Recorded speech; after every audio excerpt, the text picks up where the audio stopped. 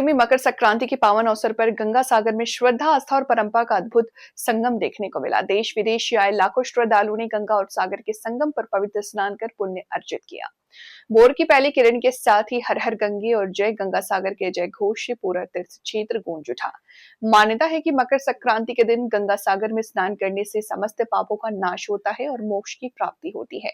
इसी आस्था के चलते श्रद्धालु कड़ाके की ठंड के बावजूद सागर तट पर पहुंचकर विधि विधान से स्नान व पूजन अर्चन किया।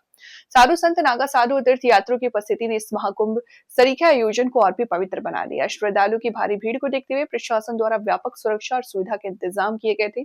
स्नान घाटों पर सुरक्षा बलों की तैनाती, स्वास्थ्य शिविर, पेयजल, स्वच्छता और यातायात व्यवस्था को विशेष रूप से सुदृढ़ किया गया। प्रशासन की मुस्तैदी के चलते संपूर्ण मेला शांतिपूर्ण और सुव्यवस्थित ढंग से संपन्न हुआ। गंगा सागर मेला न केवल धार्मिक आस्था का प्रतीक है, बल्कि भारतीय संस्कृति परंपरा की जीवंत पहचान भी है। मकर संक्रांति 2026 के इस पावन अवसर पर गंगा सागर एक बार फिर यह संदेश देता नजर आया कि आस्था, अनुशासन, समर्पण से ही जीवन में आध्यात्मिक शांति की प्राप्ति संभव है। কর্পোরেশনের লোকজন আছে, আপনারা যোগাযোগ করবেন, সমস্ত রকম সহযোগিতার হাত বাড়িয়ে দেওয়া হবে।